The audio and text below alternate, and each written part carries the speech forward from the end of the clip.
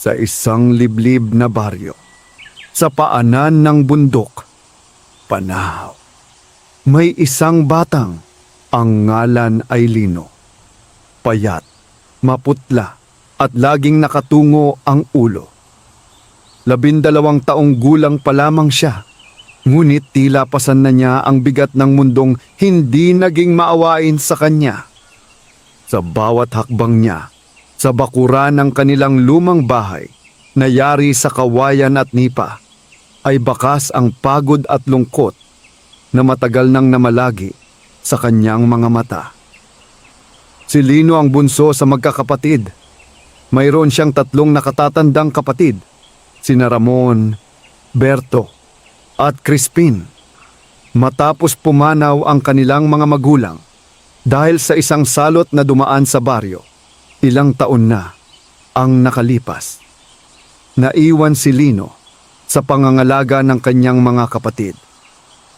Ngunit sa halip na kalinga at pagmamahal, pang-aapi at pagmamalupit ang naging bahagi ng kanyang araw-araw na buhay. "Hoy Lino!" sigaw ni Ramon isang umaga habang sinisipa ang isang timba ng tubig. "Bakit hindi pa tapos ang pag-igib? Gusto mo bang magutom tayo?" Agad na napakurap si Lino at tumango. Patawad po kuya. Aayusin ko po." Mahina niyang tugon, halos hindi marinig. Mabilis niyang pinulot ang timba at nagmadaling tumungo sa balon, kahit pa nanginginig ang kanyang mga braso sa bigat at pagod. Habang ang kanyang mga kapatid ay nagpapahinga o nagkukwentuhan sa lilim ng puno ng mangga, si Lino naman ang gumagawa ng lahat. Nag-iigib, naglalaba, nagluluto, at maging sa pagtatrabaho sa bukid ay siya ang inuutusan. Kapag may mali man siyang magawa, kaunting pagkakamali lamang ay may kaakibat na sigaw, mura, o minsan pa'y palo. "Wala kang silbi!" sigaw ni Berto, minsang nasunog ni Lino ang sinaing. "Kung hindi lang dahil sa'yo, mas magaan sana ang buhay namin." Hindi umimik si Lino. Sanay na siya sa ganitong mga salita. Para bang naging bahagi na ng kanyang pagkatao ang paniniwalang siya'y pabigat lamang, isang batang walang halaga. Sa gabi, habang mahimbing nang natutulog ang kanyang mga kapatid sa loob ng bahay, si Lino ay sa silong lamang humihiga, gamit ang lumang banig na butas-butas. Sa ilalim ng liwanag ng buwan, pinipilit niyang pigilan ang pag-agos ng kanyang mga luha. Tahimik siyang umiiyak, sapagkat alam niyang kahit ang kanyang pag-iyak ay maaaring maging dahilan ng panibagong parusa. "Nanay, tatay," bulong niya sa hangin. "Miss na miss ko na po kayo." Wala mang sumasagot, tila may malamig na simoy ng hangin ang dumaan at marahang humaplos sa kanyang pisngi, para bang may nakarinig sa kanyang panalangin. Kinabukasan, inutusan na naman si Lino na magtungo sa gubat upang mangahoy. Delikado ang lugar. Maraming nagsasabing may mga ligaw na hayop at kung ano-anong misteryosong nilalang doon. Ngunit wala siyang karapatang tumanggi. "Kung hindi ka babalik bago magdilim, huwag ka nang bumalik dito," banta ni Crispin. Bitbit ang lumang itak. Naglakad si Lino papasok sa gubat. Sa bawat yabag niya, nararamdaman niya ang takot. Ngunit mas nangingibabaw ang lungkot sa kanyang puso. Ang gubat ay tahimik. Tanging huni ng mga ibon at lagaslas ng mga dahon ang maririnig. Habang siya'y nagpuputol ng maliliit na sanga, napansin niyang tila may kumikislap sa bandang malalim na bahagi ng gubat. Isang munting liwanag, parang alitap-tap, ngunit mas maliwanag at mas buhay. "Ano kaya iyon?" bulong ni Lino sa sarili. Dahan-dahan siyang lumapit, kahit nanginginig ang kanyang mga tuhod. Sa bawat hakbang niya, lalong luminaw ang munting liwanag, hanggang sa siya'y mapatigil sa kanyang kinatatayuan. Sa ilalim ng isang matandang puno ng balete, may nakita siyang isang nilalang na hindi niya pa kailanman nasilayan. Maliit. May mapusyaw na liwanag ang balat at may mga mata na tila bituin sa gabi. Nakasuot ito ng berdeng kasuotan na yari sa dahon at bulaklak. Hindi makapagsalita si Lino. Napaupo siya sa lupa sa pagitan ng takot at pagkamangha. Ngumiti ang munting nilalang at marahang nagsalita. "Huwag kang matakot, bata. Matagal na kitang pinagmamasdan." "Si sino po kayo?" Nanginginig na tanong ni Lino. "Ako'y isang duwende," sagot nito. Banayad ang tinig at naririnig ko ang bawat luha na tahimik mong iniaalay sa gabi. Nanlaki ang mga mata ni Lino. Hindi niya alam kung siya ba'y nananaginip o gising. Ngunit sa kauna-unahang pagkakataon sa mahabang panahon, nakaramdam siya ng kakaibang init sa kanyang dibdib. Isang pakiramdam na tila may isang nilalang na sa wakas ay nakakita sa kanyang sakit. "At hindi ka nag-iisa," dagdag pa ng duwende. "May dahilan kung bakit ka narito ngayon." Doon nagsimula ang pagbabagong hindi kailanman inakala ni Lino. Isang landas na magdadala sa kanya mula sa dilim patungo sa liwanag. Hindi pa rin makapaniwala si Lino sa kanyang nakikita. Ang munting duwende ay nakatayo sa harap niya. Tila ba isang bahagi ng gubat, kasinliit ng bata, ngunit hitik sa hiwagang hindi maipaliwanag. Ang paligid ay biglang naging mas maliwanag. Para bang ang mga puno at damo ay nagbigay daan sa liwanag na nagmumula sa nilalang. "Hindi ka po ba galit sa akin?" Mahina at puno ng pag-aalinlangang tanong ni Lino. Marahang umiling ang duwende at ngumiti. "Bakit ako magagalit? Ikaw ay may pusong dalisay. Kahit puno ng sugat, ang galit ay wala sa mga tulad naming nagbabantay sa gubat." Tumayo ang duwende at pumalakpak ng marahan. Biglang nagbukas ang paligid. Ang tila makapal na damuhan ay nahawi at lumitaw ang isang maliit na landas na nababalutan ng mga ugat at kumikislap. Nakabuti. "Sumama ka," wika ng duwende. "May nais akong ipakita sa'yo." Nag-atubili si Lino. Naalala niya ang banta ng kanyang mga kapatid. Ngunit sa unang pagkakataon, nanaig ang pagnanais niyang malaman kung bakit siya napili. Dahan-dahan siyang tumayo at sumunod. Habang sila'y naglalakad, napansin ni Lino na ang gubat ay tila buhay. Ang mga puno ay tila yumuyuko. Ang mga ibon ay tumitigil sa paglipad upang sila'y pagmasdan at ang hangin ay may dalang bulong na hindi maintindihan ngunit nakakapanatag. "Matagal ka na naming binabantayan," biglang wika ng duwende. "Kayo po?" tanong ni Lino.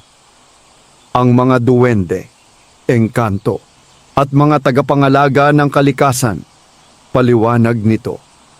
"Hindi lahat ng tao ay nakikita namin. Tanging yaong may pusong marunong magtiis at magmahal sa kabila ng sakit." Napayuko si Lino. "Pero po, mahina lang ako. Wala akong nagawa para ipagtanggol ang sarili ko." Huminto ang duwende at tumingin sa kanya ng may lalim. Ang tunay na lakas ay hindi nasusukat sa lakas ng kamao. Ikaw ay malakas dahil pinili mong manatiling mabuti kahit ginawan ka ng masama. Pagkaraan ng ilang sandali, narating nila ang isang munting bukana. Sa gitna nito ay may malinaw na bukal at sa paligid ay mga batong kumikislap na tila may sariling liwanag. Sa ibabaw ng bukal ay may lumulutang na maliit na sisidlan na yari sa kahoy. "Ito ang bukal ng alaala," sabi ng duwende. "Dito nahahayag ang mga lihim ng puso." Lumapit si Lino at sumilip sa malinaw na tubig. Sa kanyang gulat, Hindi ang kanyang mukha ang kanyang nakita, kundi ang mga alaala ng kanyang pagkabata. Ang yakap ng kanyang ina, ang halakhak ng kanyang ama, at ang mga panahong sila'y buo at masaya. Hindi niya napigilan ang luha. Akala ko po, nakalimutan na ako ng mundo. Mali ka, sagot ng duwende. Hindi ka nakalimutan. Sinusubok ka lamang. Inabot ng duwende ang sisidlan at iniabot kay Lino. Hindi ito kayamanan, babala nito. Hindi rin ito sandata. Isa lamang itong paalala na ikaw ay mahalaga. Pagbukas ni Lino sa sisidlan, may nakita siyang isang maliit na bato na hugis puso, kumikislap sa banayad na liwanag. Tuwing ikaw ay masasaktan, paliwanag ng duwende, hawakan mo ito. Hindi nito agad babaguhin ang mundo, ngunit palalakasin nito ang iyong loob. Biglang umihip ang malakas na hangin. Dumilim ang paligid at tila may paparating na panganib. Kailangan mo nang umalis, mabilis na sabi ng duwende. Hindi pa panahon para manatili ka rito. Makikita ko po ba kayong muli? Tanong ni Lino, puno ng pag-asa. Ngumiti ang duwende. Kapag ang puso mo'y handa na at ang iyong tapang ay ganap ng namumulat, sa isang kisap mata, naglaho ang liwanag. Napansin ni Lino na siya'y muli nang nasa bahagi ng gubat kung saan siya nangahoy. Tila ba panaginip lamang ang lahat. Ngunit sa kanyang palad, naroon pa rin ang munting batong hugis puso. Mabilis siyang umuwi bago tuluyang dumilim. Pagdating niya sa bahay, sinalubong siya ng galit na tingin ng kanyang mga kapatid. "Ang tagal mo!" sigaw ni Ramon. Tahimik na yumuko si Lino, ngunit may kakaiba na sa kanyang dibdib. Sa kabila ng takot, may mumunting apoy ng lakas na nagsisimulang magliyab.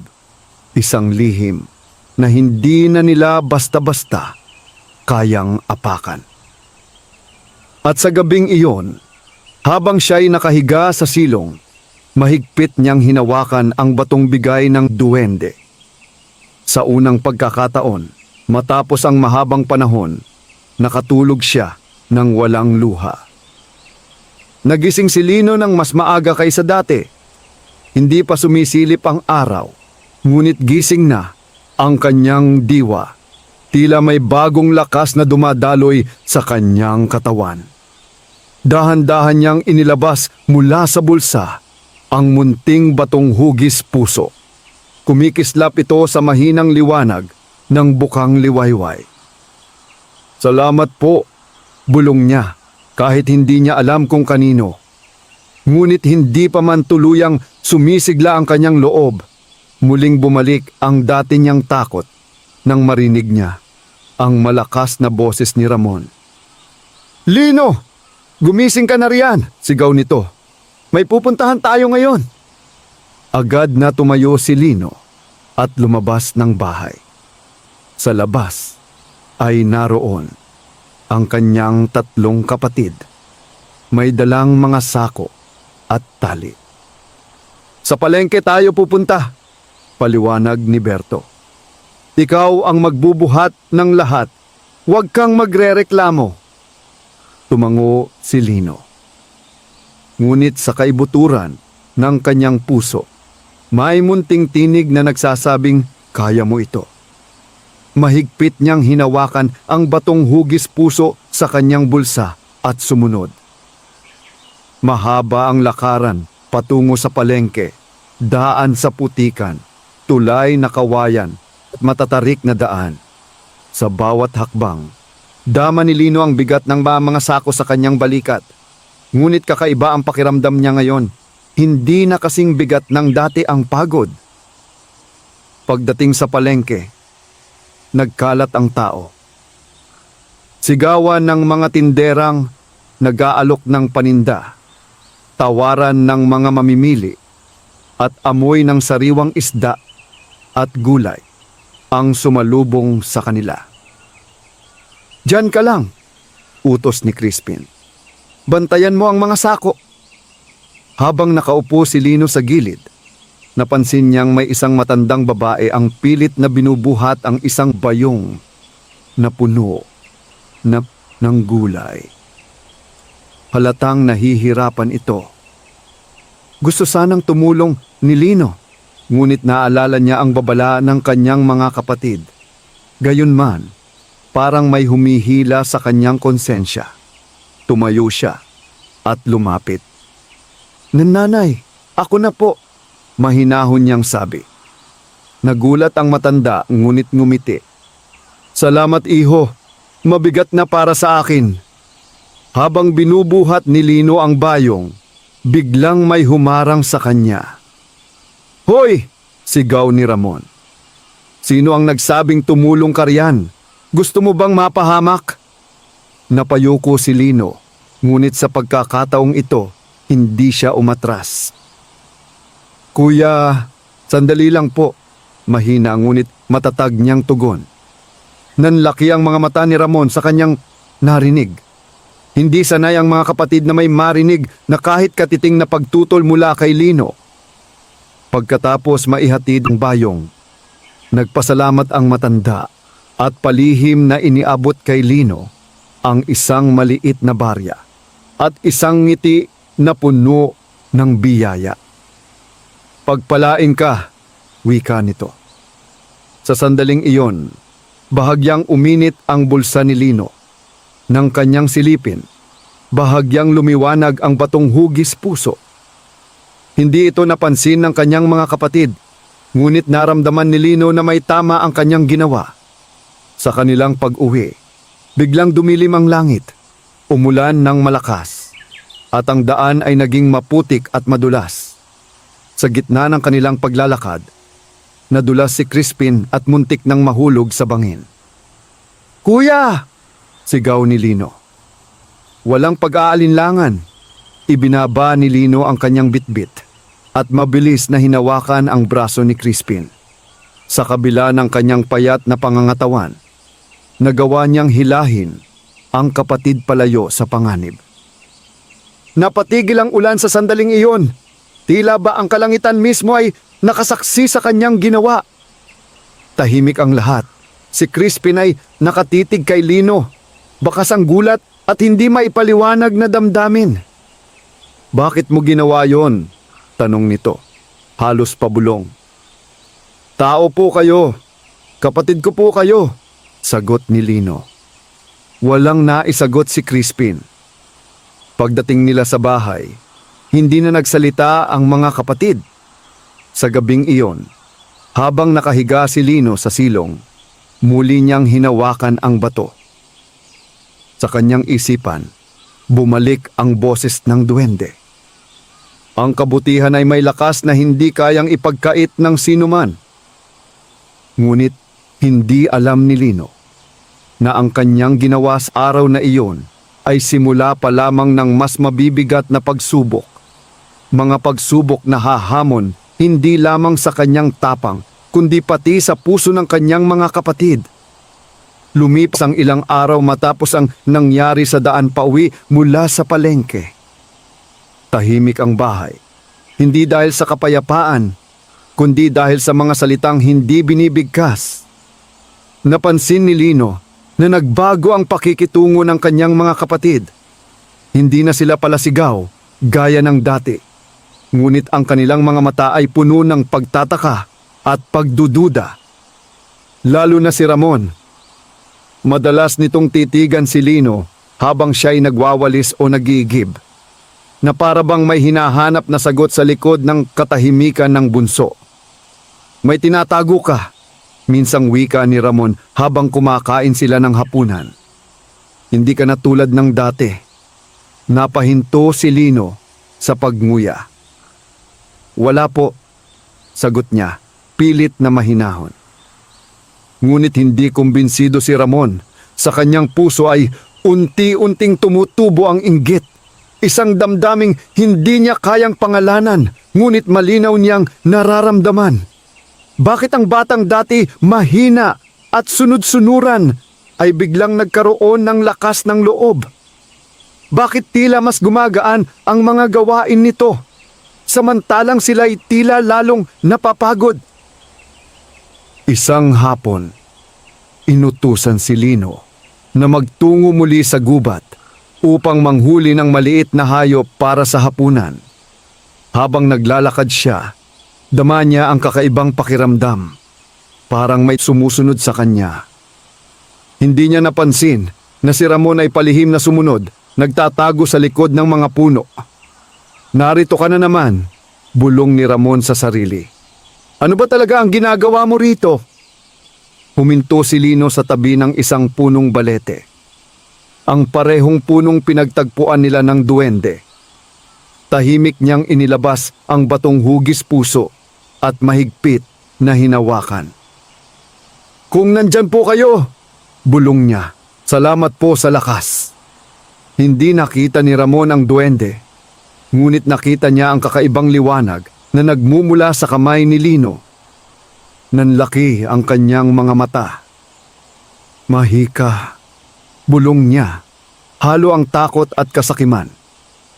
Sa kanyang isipan, agad niyang inisip na ang kapangyarihang iyon ay dapat mapasa kanya.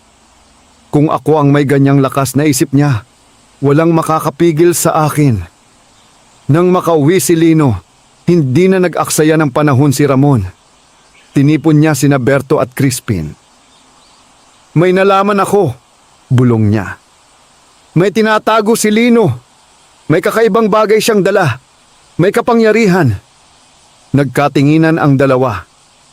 Anong gagawin natin? Tanong ni Berto.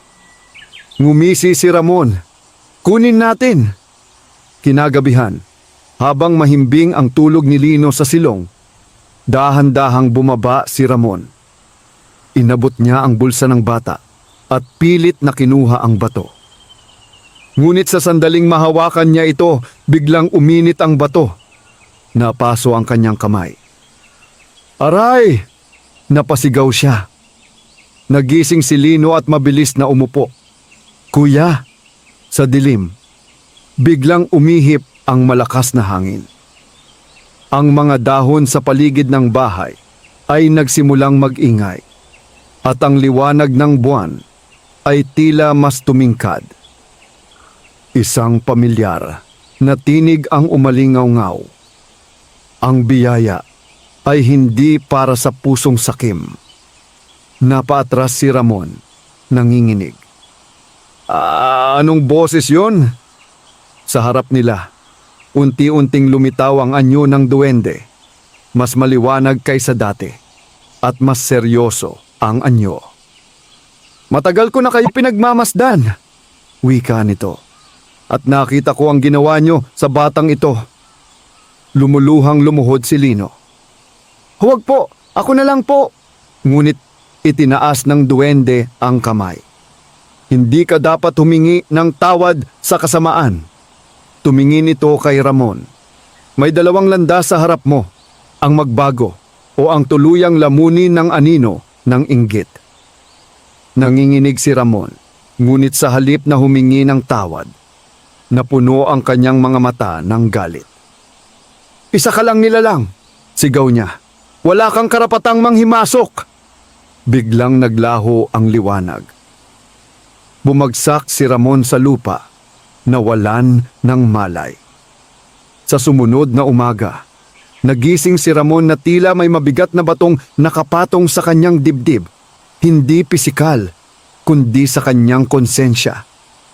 At si Lino, bagamat ligtas ang bato, ay naramdaman na ang susunod na mangyayari ay mas mabigat kaysa sa dati. Ang inggit ay hindi basta-basta nawawala, lalo na kapag ito'y napukaw na. Nagising si Ramon ng may malamig na pawis sa noo. Ang sikat ng araw ay sumisilip sa pagitan ng mga siwang ng dingding. Ngunit sa kanyang dibdib ay tila may mabigat na aninong ayaw umalis. Hindi niya maalis sa isip ang tinig ng duwende at ang matinding init ng batong muntik na niyang nakawin. Tahimik ang buong bahay. Si Berto at Crispin ay wala pa. Nasa bukid na marahil.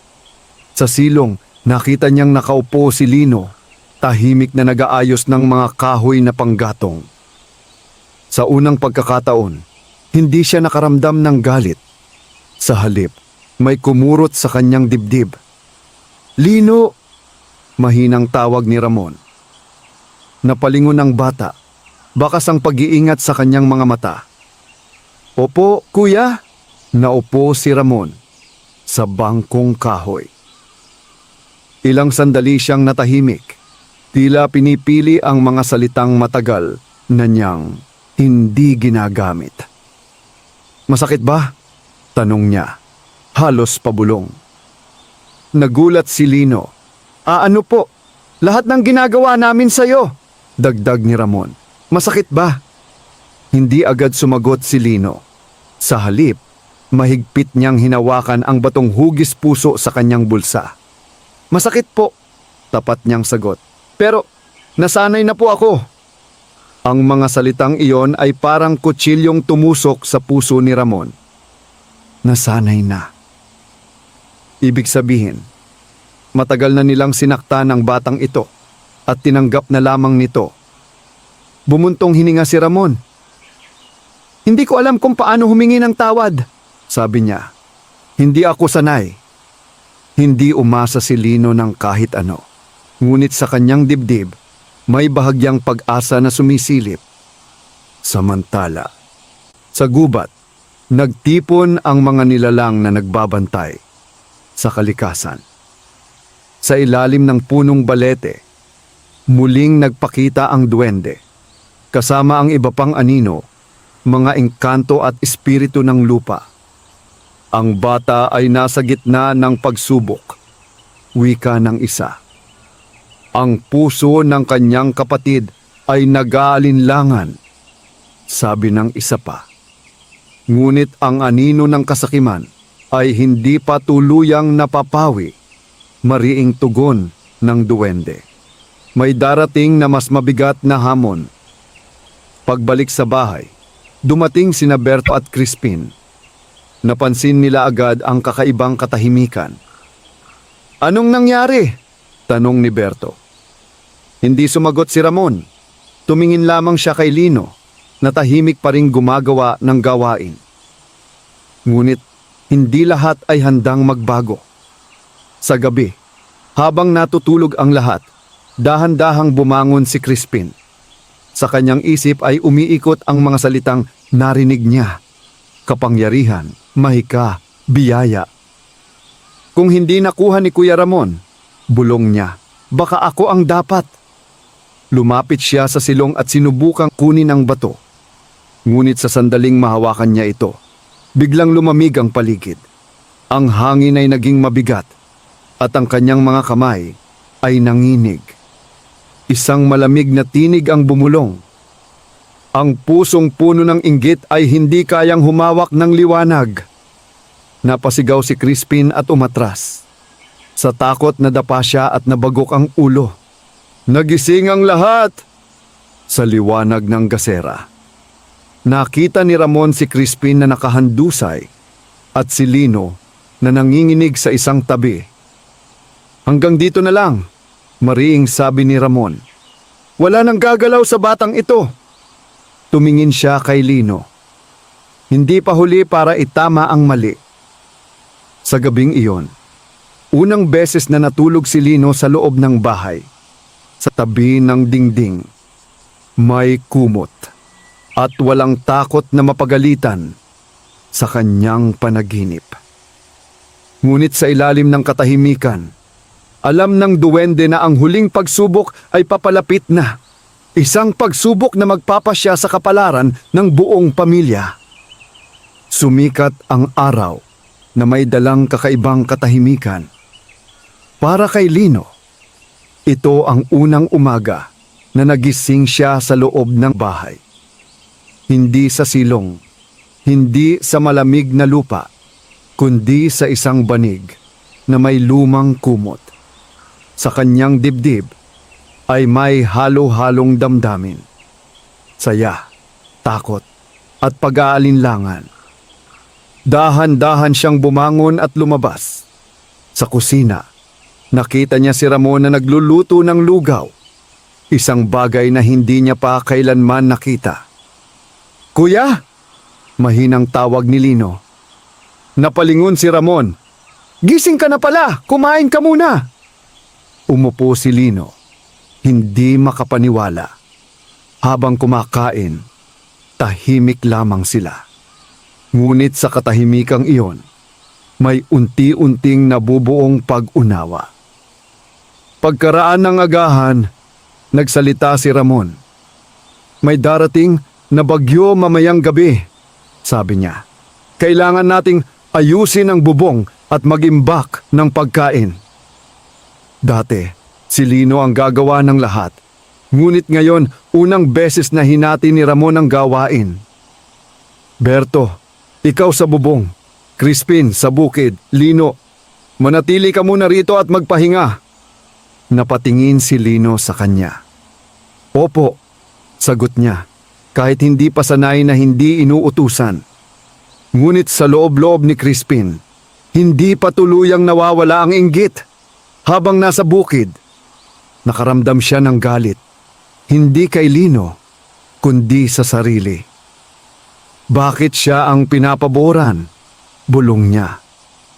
Habang papalapit ang bagyo, biglang dumilim ang langit. Malakas ang hangin at umuulan ng tila galit ang kalangitan. Sa gitna ng kaguluhan, may narinig na sigaw mula sa bukid. "Kuya, tulong!" Si Crispin iyon. Walang pag-aalinlangan. Tumakbo si Lino palabas kahit pigilan siya ni Ramon. Sa gitna ng ulan, nakita niya si Crispin na naipit sa gumuhong punong kahoy. "Kuya, hawakan niyo po!" sigaw ni Lino. Sa kabila ng takot, ginamit ni Lino ang lahat ng lakas na kanyang makakaya. Mahigpit niyang hinawakan ang batong hugis puso. Biglang nagliwanag ito, hindi nakasisilaw, kundi mainit at matatag. Parang may lakas na dumaloy sa kanyang katawan. Unti-unti niyang naiangat ang punong kahoy. "Lino!" bulong ni Crispin, luhaan. "Patawad!" Sa sandaling iyon, humupa ang liwanag. Ngunit sa puso ni Crispin, may nabasag ang matagal ng pader ng inggit. Nang makabalik sila sa bahay, basang-basang ngunit ligtas, lumapit si Crispin kay Lino at lumuhod. "Pinagsisihan ko ang lahat," wika niya. "Kung kaya mo akong patawarin." Hindi nagsalita si Lino agad. Sa halip, inabot niya ang kamay ng kapatid. "Hindi po madali," sabi niya. "Pero handa po akong subukan." Sa gubat, naramdaman ng duwende ang pagbabagong nagaganap. Ngumiti ito, ngunit may bakas pa rin ng pag-aalala. "Hindi pa tapos," bulong nito. "Ang tunay na pagsubok ay ang kakayahang magpatawad at maghilom." Sa gabing iyon, sama-sama silang natulog sa loob ng bahay. Sa labas, patuloy ang ulan, ngunit sa loob ay may init na unti-unting bumabalik sa pamilyang matagal nang nabiyak. Ngunit sa dilim ng gubat, may isang nilalang na nakamasid, isang aninong hindi kabilang sa liwanag, na may hangaring agawin ang biyayang hindi sa kanya. At iyon ang magdadala sa kanila sa pinakamapanganib na yugto ng kanilang kwento. Tahimik ang baryo kinabukasan matapos ang malakas na bagyo. May mga punong natumba, bubong na napunit, at mga bakas ng pagkawasak sa bawat sulok. Ngunit sa bahay ni Lino, may kakaibang liwanag, hindi mula sa araw, kundi mula sa unti-unting paghilom ng sugat ng kanilang pamilya. Magkakasamang nag-aayos sina Ramon, Berto at Crispin ng nasirang bubong. Si Lino ay nasa ibaba, nag-aabot ng mga pako at kahoy. Walang sigawan, walang mura. Isang bagay na noon ay hindi kailanman inakala ni Lino na mararanasan niya.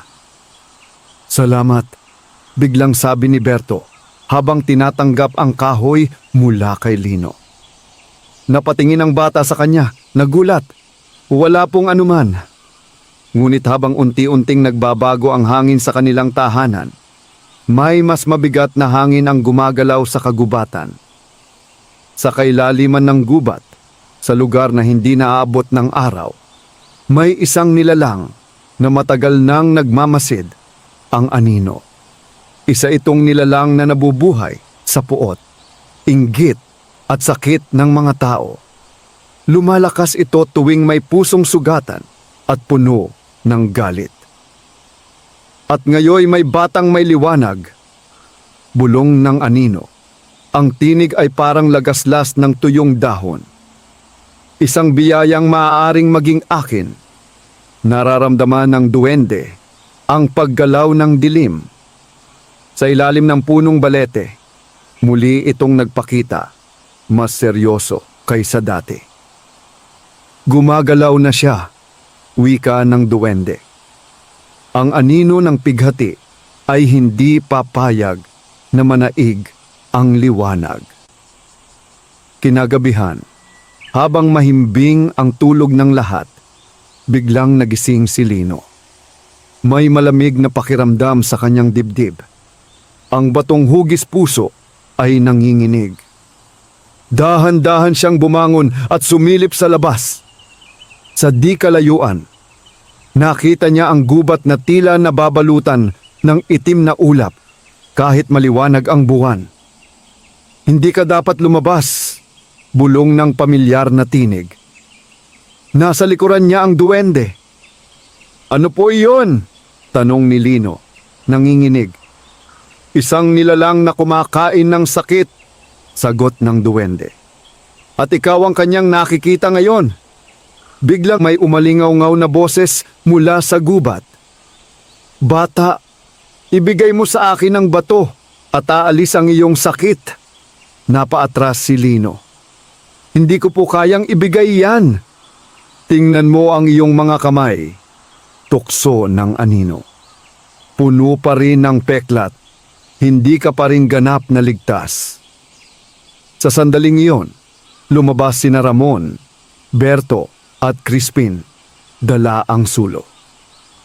Hindi ka nag-iisa, mariing sabi ni Ramon habang tumatayo sa tabi ni Lino. Nagulat si Lino. Sa unang pagkakataon, may tumayo para sa kanya, hindi bilang amo, kundi bilang kapatid. Ang liwanag ng sulo ay bahagyang nagtaboy sa dilim, ngunit hindi tuluyang nawala ang anino. Ang liwanag ninyo ay marupok! Sigaw nito. Isang takot lang babagsak kayo! Humigpit ang hawak ni Lino sa bato. Hindi na po ako nag-iisa, wika niya. Bagamat nanginginig ang tinig. At hindi ko na po hahayaang may masaktan pa. Biglang lumiwanag ang bato, hindi lamang sa kanyang kamay, kundi pati sa paligid ng kanyang mga kapatid. Para bang ang liwanag ay dumadaloy sa kanilang lahat. Napaatras ang anino, sumigaw sa galit. Hindi pa ito tapos, sigaw nito bago tuluyang maglaho sa dilim. Nang bumalik ang katahimikan, napaupo si Lino sa lupa, pagod, ngunit buo ang loob. Lumapit ang duwende at ngumiti. Ang liwanag ay lalong lumalakas kapag ito'y pinagsasaluhan. Ngunit bago tuluyang maglaho, may babala itong iniwan.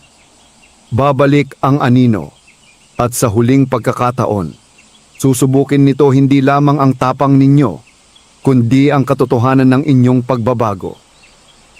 Sa gabing iyon, mahimbing silang natulog.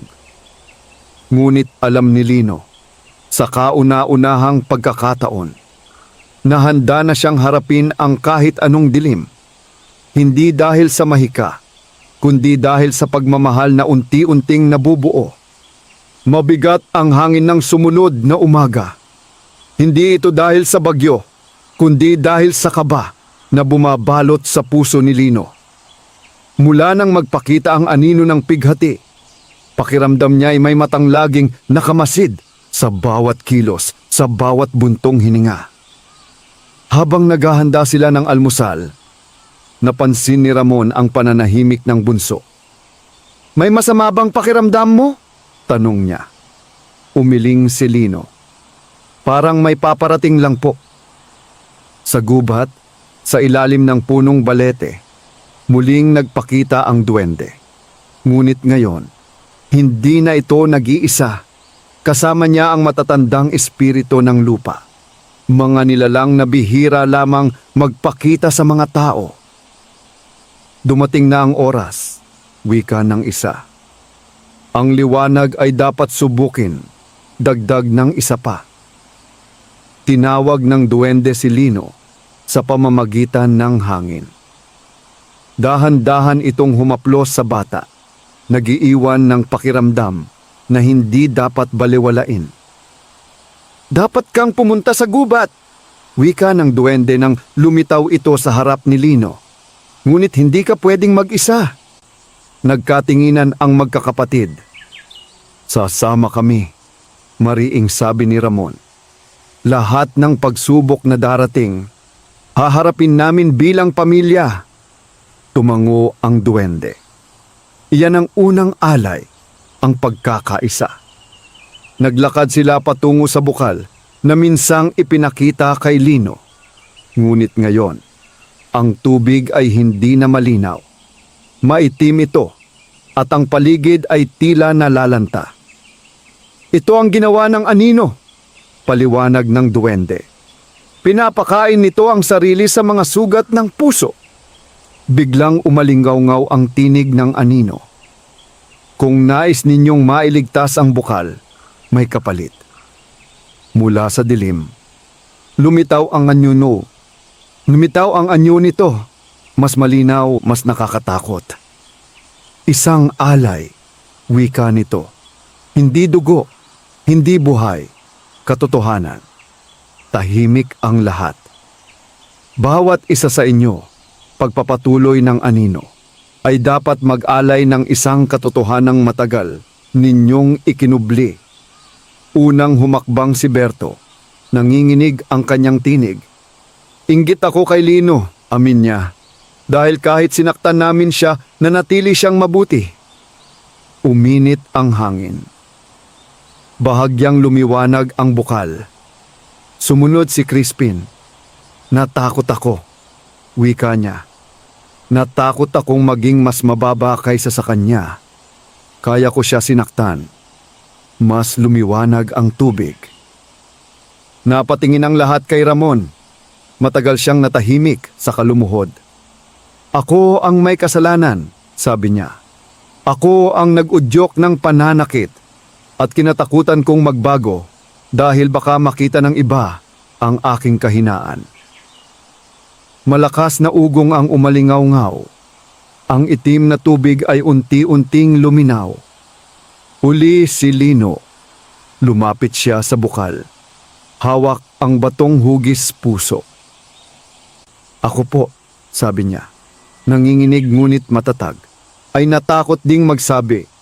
"Natakot akong humingi ng tulong. Akala ko po, kapag tiniis ko mawawala ang sakit." Sa sandaling iyon, nagliwanag ang bato ng mas maliwanag kaysa dati. Ang bukal ay bumalik sa dating linaw. Napaatras ang anino, sumigaw sa galit. "Hindi pa tapos!" Ngunit mahina na ang tinig nito. Lumapit ang duwende. Ang katotohanan ay liwanag na hindi kayang lunukin dilim. Unti-unting naglaho ang anino, ngunit may huling babala. May isang huling pagsubok, ang pagpili. Nang bumalik sila sa baryo, tahimik ang lahat.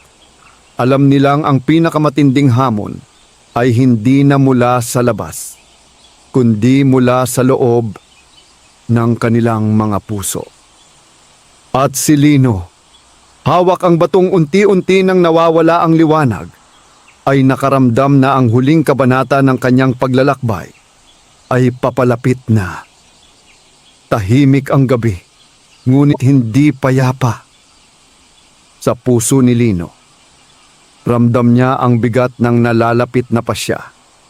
Ang batong hugis puso na minsang nagliyab sa liwanag ay ngayoy banayad na lamang ang kislap. Tila ba ni hinihintay ang huling desisyon. Sa labas ng bahay, muling nagpakita ang duwende. Nakatayo sa liwanag ng buwan. Panahon na, wika nito. Ang anino ay mahina na, ngunit hindi pa tuluyang nawawala. May isang pagpili na dapat gawin. Lumabas ang magkakapatid at pumalibot kay Lino. May dalawang landas, paliwanag ng duwende. Una, mananatili ang bato kay Lino bilang gabay at paalala. Ikalawa, ibabalik ang bato sa bukal upang tuluyang mawala ng lakas ang anino, ngunit mawawala rin ang mahika. Napatigil ang lahat. Kung wala ang bato, sabi ni Crispin, paano kung bumalik ang sakit? Tumingin si Lino sa kanyang mga kapatid. Nakita niya ang pagsisisi sa kanilang mga mata. Hindi na takot, kundi pagnanais na maging mas mabuti. Kung may mahika man, wika ni Ramon, dapat nasa atin na, hindi sa bato. Napangiti ang duwende. Iyan ang tamang tanong. Tahimik na lumapit si Lino sa gubat. Sa ilalim ng punong balete, naroon ang bukal. Maliwanag at payapa. Inilabas niya ang bato at hinawakan ito sa huling pagkakataon. Salamat, bulong niya. Tinuruan mo akong maniwala sa sarili ko. Isa-isang humawak ang kanyang mga kapatid sa kanyang balikat. Isang tahimik na pangakong hindi na siya muling pababayaan. Dahan-dahang ibinaba ni Lino ang bato sa bukal. Sa sandaling lumapat ito sa tubig, nagliwanag ang buong gubat. Ang hangin ay umindak at ang mga puno ay tila huminga ng malalim. Mula sa dilim sumigaw ang anino, isang hiyaw ng pagkatalo. Unti-unti itong naglaho hanggang sa wala nang matira kahit anino. Pagkaraan ng liwanag, ang bato ay naging karaniwang bato na lamang. Walang kislap, walang init. Ngunit si Lino ay nakangiti. Hindi na po ako natatakot, sabi niya. Lumapit ang duwende, mas maliwanag at payapa, dahil ang tunay na lakas ay nasa puso, hindi sa mahika. Bago tuluyang maglaho, iniwan nito ang huling salita. Alagaan ninyo ang isa't isa. Iyan ang biyayang hindi kailanman kukunin. Umuwi silang magkakapatid na magkahawak kamay. Sa gabing iyon, natulog si Lino ng walang hawak na anting-anting. Ngunit may kapayapaang hindi niya pa kailanman naranasan. At sa unang pagkakataon, hindi na siya ang batang pinagmalupitan, kundi ang batang piniling mahalin. Sumikat ang araw na tila mas maliwanag kaysa dati. Ang baryo ay nagising sa bagong umaga. May mga ibong muling umaawit, mga dahong kumikislap sa hamog, at hanging may dalang pag-asa. Para kay Lino, ang umagang ito ay hindi lamang panibagong araw, kundi panibagong buhay. Sa bahay, abala ang magkakapatid sa paghahanda ng almusal. Si Ramon ang nagsisiga, si Berto ang naghihiwa ng gulay, at si Crispin ang nag-aayos ng mesa. Si Lino ay nakaupo lamang. Pinagmamasdan ng eksenang dati hindi niya kailanman naranasan. Lino, tawag ni Ramon, may ngiti sa labi. Tara, sabay-sabay tayong kakain. Hindi napigilan ni Lino ang mapaluha.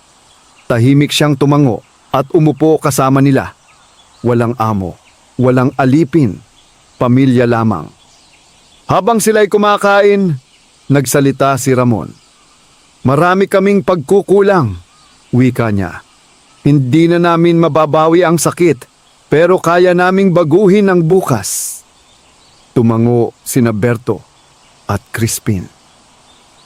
Pangako, dagdag ni Crispin. Hinding-hindi na namin hahayaang maranasan mo ulit ang naranasan mo. Ngumiti si Lino, isang ngiting buo, hindi pilit, hindi takot. Lumipas ang mga buwan at unti-unting nagbago ang kanilang buhay.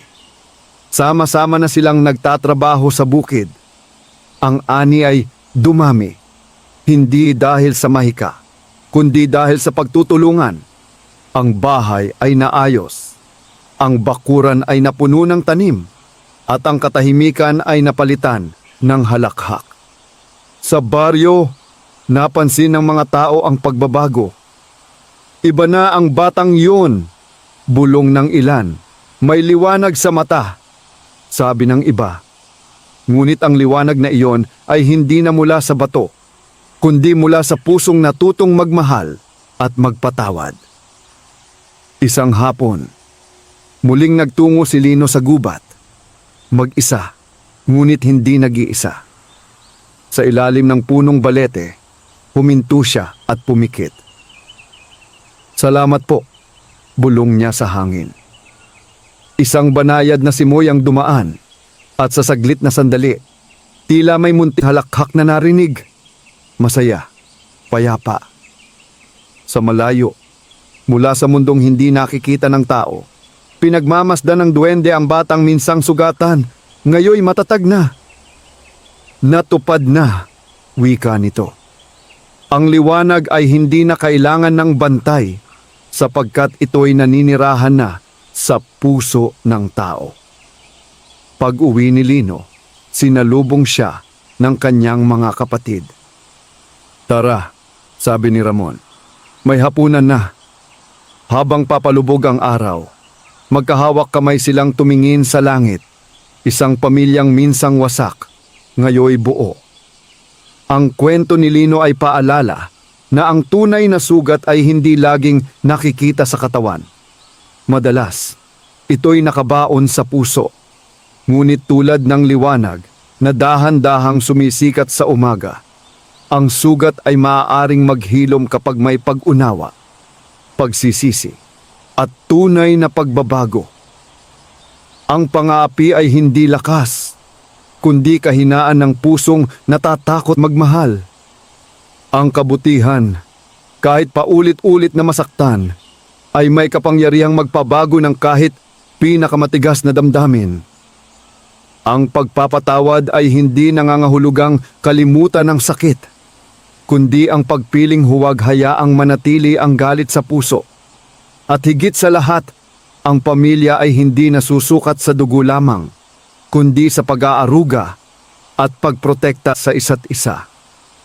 Sa huli, hindi mahika ang nagligtas kay Lino, kundi ang kanyang tapang na manatiling mabuti at ang desisyon ng kanyang mga kapatid na harapin ang kanilang mga pagkukulang. Ang duwende ay naging gabay lamang. Ang tunay na himala ay ang pagbabagong nagmula sa loob. At kaya ang kwento ay nagtapos hindi sa isang himalang kumikislap, kundi sa isang tahimik, ngunit matibay na wakas. Isang batang dating inaapi na ngayoy may tinig. Isang pamilyang dating wasak na ngayoy naghilom. At isang liwanag na hindi na kailanman mamamatay, sapagkat ito'y isinilang na sa puso ng tao. Dahil sa mundong puno ng dilim, kahit isang pusong marunong magmahal ay sapat na upang magdala ng liwanag. Wakas,